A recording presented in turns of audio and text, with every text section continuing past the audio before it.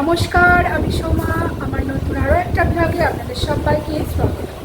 আশা করছি আপনারা সবাই সুস্থ ও সুন্দর আছেন। আজকে সোমবার আর আজকে হচ্ছে সংক্রান্তি, চৈত্র মাসের সংক্রান্তি। তো সকালবেলা স্নান টান সেরে এখন ঠাকুরের জোগাড় করছিলাম। তুলসী মঞ্জয় আর পুজো হবে, ব্রাহ্মণ ডেকেছি।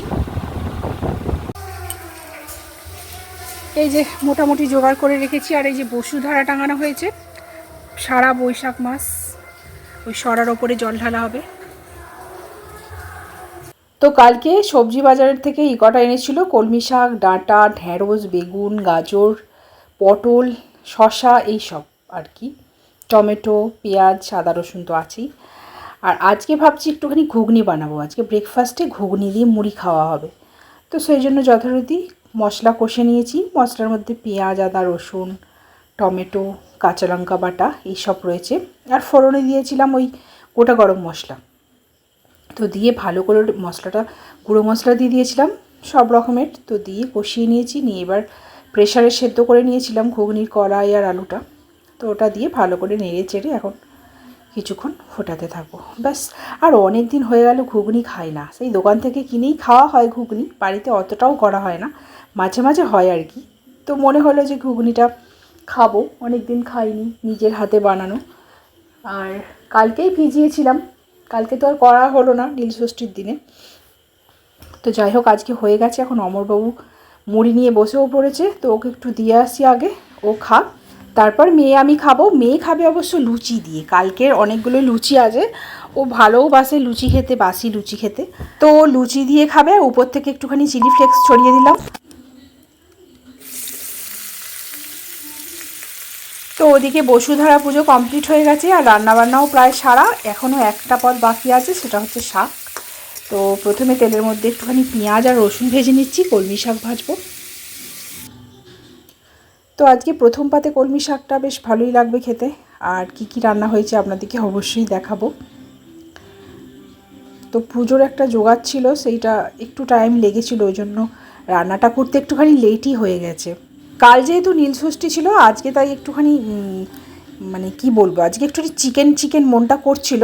বাট আজকে যেহেতু সংক্রান্তি আর আমাদের এখানে পুজো, সেই জন্য চিকেনটা অ্যাভয়েড করে গেলাম। তো আজকে মাছ হয়েছে, রান্না হয়েছে গরম গরম ভাত। আর এই যে মৌরলা মাছের সর্ষে বাটা দিয়ে ঝাল। আর এখানে কলমি শাকটা ভাজা, আগেই দেখালাম। আর টমেটো কাঁচা লঙ্কা দিয়ে মসুর ডাল। আর এখানে পটল আর আলু একসঙ্গে বেশ তেল লঙ্কা করে নুন দিয়ে ভালো করে জম্পেশ করে মাখা হবে এটা। আর মেয়ে তো মাছ খাবে না, চুনো মাছ, সেই জন্য ডিম সেদ্ধ বসিয়ে দিয়েছি। আচ্ছা, আগের দিনের ব্লগে আমি বলেছিলাম যে আমাদের বাড়িতে ছোট্ট করে অনুষ্ঠান হবে, তো কাকে কাকে ইনভাইট করেছি। তো সেই অনুষ্ঠানটা একটুখানি পিছিয়ে গেছে, তো সেই জন্য যাদেরকে ইনভাইট করেছিলাম আবার ইনভাইট করতে হলো। তো এখন অনুষ্ঠানটা কদিন বাদেই হবে, তো ভাবলাম আপনাদেরকে জানিয়ে দিই। ইভিনিংয়ে চড়কের মেলা থেকে নিয়ে এসেছে অমরবাবু গরম গরম জিলিপি, যেটা আমার আর মেয়ের জন্য। আর জিলিপিগুলো এতটাই সুন্দর, মানে সরু সরু টাইপের জিলিপি। আর আমাদের এখানের জিলিপি খেতে যা দারুণ টেস্ট, মানে আমার তো ভীষণ ভালো লাগে।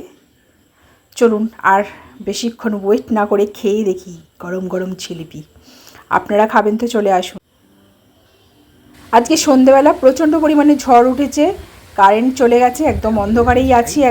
আমার অন্ধকারে বলতে কি, ইমার্জেন্সি তো আছেই অবশ্যই, কারেন্ট না থাকলে যেন একদম ভালো লাগে না। আর ওদিকে ওখান থেকে লাইট একটু লাগিয়েছে, সেই লাইটটা আছে। 2000 years later. তো এখন বাজে রাত 11টা, খাওয়া দাওয়া কমপ্লিট, এবার জাস্ট শুয়েই পড়বো আর কি। তো এত ঝড় উঠেছিল, তো সেই সময়টা কারেন্টও চলে গেছিলো, অনেকক্ষণ কারেন্ট নেই, পুরো একদম অন্ধকারে ছিলাম। অন্ধকারে নয়, মানে এমার্জেন্সি তো ছিলই, বাট কারেন্ট না থাকলে যেটা হয় আর কি, বোরিং। আর আমাদের এই গ্রামগঞ্জে একটু ঝড় হলেই কারেন্ট চলে যাবে, এইটা তো ফেস করতেই হয়। আর আজকে চড়কের মেলা বসেছিল, দেখতে যাইনি, আমার মেয়েও গেল না। এক বছর চড়কের মেলা আপনাদের সঙ্গে শেয়ার করেছিলাম, যারা আপনারা পুরনো বন্ধু তারা হয়তো দেখে থাকবেন।